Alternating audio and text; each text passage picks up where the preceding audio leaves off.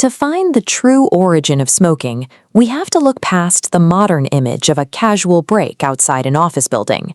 The earliest documented users approached the act with extreme intention, like the Scythian shamans around 500 BC, who placed potent cannabis on heated stones inside enclosed burial structures to commune with the deceased. But the human habit of inhaling smoke goes back much further than 500 BC. It predates agriculture, it predates the domestication of tobacco, and it actually predates the appearance of Homo sapiens. Roughly 1 million years ago, our earlier cousin Homo erectus mastered the use of controlled fire. Surviving the cold meant huddling around open flames in caves like Wonderwork in South Africa. Inhaling dense wood smoke was a daily reality of prehistoric life for hundreds of thousands of years. This diagram shows the complex chemical cocktail released when organic matter burns. If early humans gather fuel from naturally occurring plants like wild cannabis or nicotiana, the fire would release psychoactive alkaloids and cannabinoids directly into the air. When those prehistoric humans inhaled the smoke, these specific plant-based molecules fit into the receptors of the human nervous system.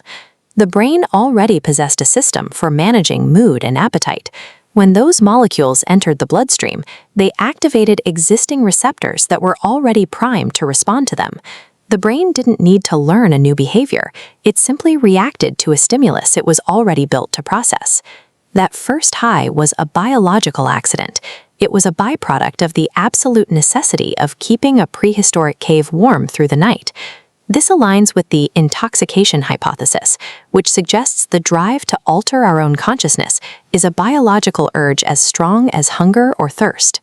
We see this across the animal kingdom. Siberian reindeer seek out hallucinogenic mushrooms, and elephants will travel miles to find fermented fruit. Early humans mapped the properties of their environment through high-stakes trial and error. They systematically burned leaves and roots to learn which ones acted as medicine, which ones altered their minds, and which would kill them instantly. We found physical proof of this experimentation in a 12,000-year-old hearth in Utah. Archaeologists discovered seeds of a wild tobacco species concentrated in the ash in a way that suggests they were deliberately placed there by humans, thousands of years before the invention of the pipe. By the 5th century BC, the practice was highly organized. The Greek historian Herodotus documented nomadic Scythians who set up enclosed tents and threw hemp seeds onto glowing stones. He claimed they would sit inside the vapor and howl with pleasure. For centuries, historians thought he was embellishing. However, modern archaeology has since uncovered Scythian burial mounds containing bronze braziers and stones coated in hemp residue, validating Herodotus's descriptions of these sophisticated smoke rituals. We are limited by what survives. While a stone tool can last millions of years, a wooden pipe or a leather pouch of dried herbs will rot away in a few centuries. The lack of older artifacts doesn't mean smoking didn't happen, it just means the evidence is biodegradable. The archaeological record shows a clear transition. Once humans discovered altered states by accident, they spent the next several millennia engineering the tools and techniques to recreate those states on demand. For most of history, smoking was viewed as a legitimate medical treatment. Like Egyptian papyri, Greek texts by Hippocrates, and ancient Ayurvedic documents all describe protocols for inhaling smoke from specific herbs to treat conditions of the throat and lungs. The logic was practical. The lungs provide a massive surface area and direct access to the bloodstream. This makes inhalation a highly efficient way to deliver the medicinal properties of a plant directly into the body. Beyond individual medicine, smoke was a tool for group survival. In a hostile world, the ability of a tribe to trust one another and act in coordination was the primary factor in whether they lived or died. When a group shares a mind-altering experience in a small, enclosed space, they focus on the same internal and external sensations. This collective focus can lead to synchronized neural activity, a biological process that significantly increases trust and group identity. These ancient smoke rituals were group survival tools, designed to treat physical ailments while ensuring the tribe remained a single coordinated unit.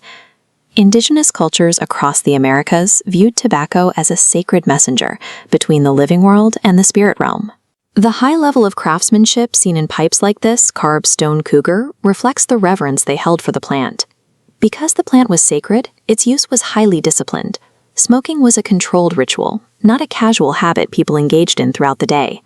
This changed when European explorers arrived in the 15th century. They removed the cultural and religious guardrails that had governed tobacco use for thousands of years, turning the plant into a global commodity. By the early 1900s, industrial manufacturing had transformed a once sacred plant into a mass-market consumer product designed for convenience and addiction. The tobacco industry spent decades suppressing evidence that their product caused cancer. They altered the chemistry of the leaf and the paper to make nicotine hit the brain faster, specifically to maximize addiction and ensure constant sales. There is a vast moral gap between an ancient shaman using smoke to heal their tribe and a modern executive engineering a product to hook teenagers. While the plant is the same, the intent behind its use has been completely inverted. The human drive to seek altered states and bond with our peers is a 100,000-year-old trait. The commercialization is the only thing that is new. The next time you smell a campfire, you are experiencing the same sensory event that sparked one of humanity's oldest habits.